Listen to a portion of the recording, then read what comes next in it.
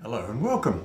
One of the most precious devices the Allies possessed in World War II cost half as much to develop as the entire Manhattan Project. Bombardiers were instructed to guard it with their lives. Of course, we're talking about the Norden bomb sight. Yet, in spite of the security precautions, the entire Norden system had been passed to the Germans before World War II started. German spy Hermann Lang had been employed by the Karl Norden Company, and during a visit to Germany in 1938 he had passed on those plans. In 1941, Lang, along with 32 other German agents of the Duquesne spy ring, were arrested by the FBI and convicted in the largest espionage prosecution in US history. Despite all the development time and money spent on this device, it was not the foolproof bomb sight it was made out to be. It was difficult to use and required the bombardier to see and identify the target. This was a problem in Europe, as cloud cover was common there. For an example, there was a chemical plant in Luna in Germany in 1944 which covered an area of 3 square kilometres. 22 bombing missions were sent to destroy it, delivering 85,000 bombs. Just 10%, or 8,500 bombs, landed within the perimeter, and of those just 3,400 exploded. The plant was soon back to work. Errors in targeting didn't bother the bombardier in Enola Gay. He had perfect visibility above Hiroshima, yet missed the target by 800 feet. Not that this mattered. This was a $1.5 billion bomb sight being used to drop a 3 billion atomic bomb.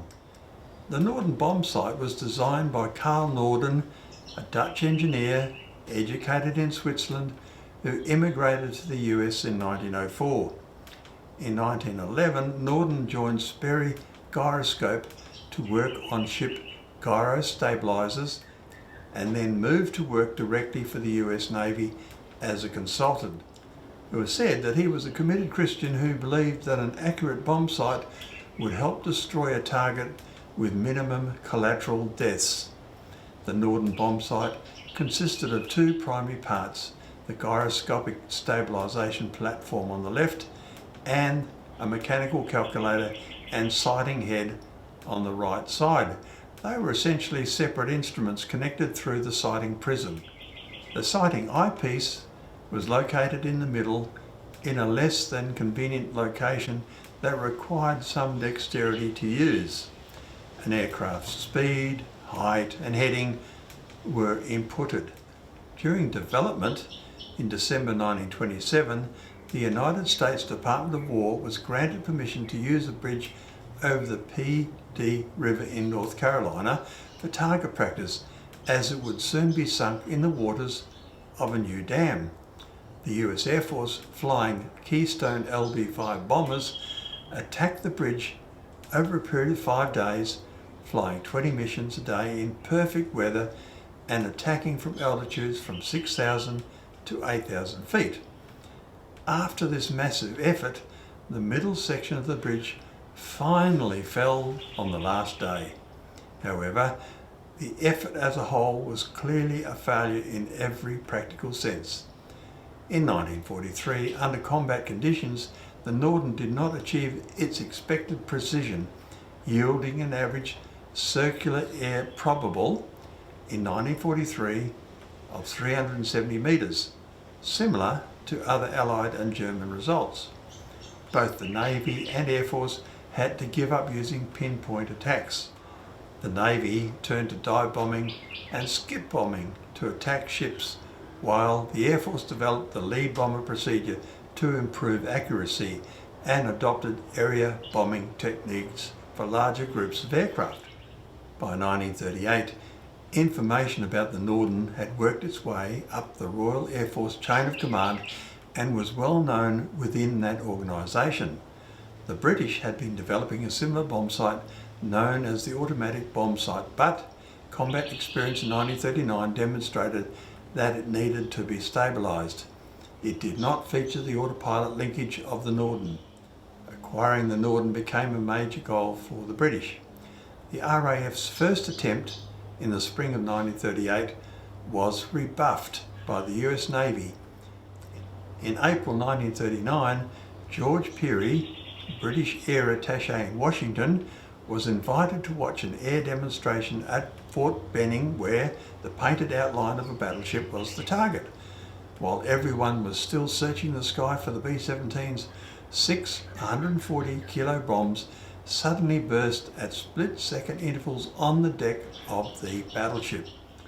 The B-17s were then spotted flying at 12,000 feet above.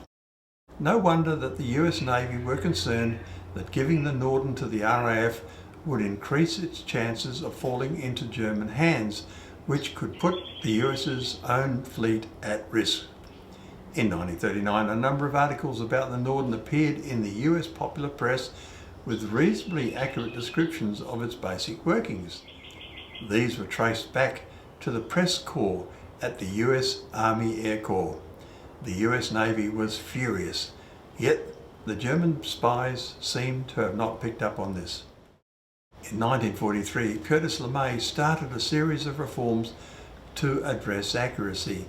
He introduced the combat box formation in order to improve maximum defensive firepower by closer formation flying. As part of this change, he identified the best bombardiers in his command and assigned them to the lead bomber in each box. Instead of every bomber in the box using their Norden individually, the lead bombardiers were the only ones actively using the Norden, and the rest of the box followed in formation and dropped their bombs when they saw the lead aircraft drop their bombs. Although this spread the bombs over the area of the combat box, this could still improve accuracy over individual efforts. Jimmy Doolittle took over command of the 8th Air Force in 1944 and ended precision bombing. Area bombing, like the RAF efforts, were widely used with 750 and then 1,000 bomber raids against large targets such as railroad marshalling yards. The targets were secondary missions. Doolittle used the bombers as an irresistible target to draw up Luftwaffe fighters into the ever-increasing swarms of Allied long-distance fighters. As these missions broke the Luftwaffe, missions were able to be carried out at lower altitudes. In the post-war era, the development of new precision bomb sights essentially ended. At first, this was due to the military drawdown, but as budgets increased again during the opening of the Cold War, the bomber missions had finally passed to nuclear weapons. Thank you for watching. Please comment, like and subscribe to promote content.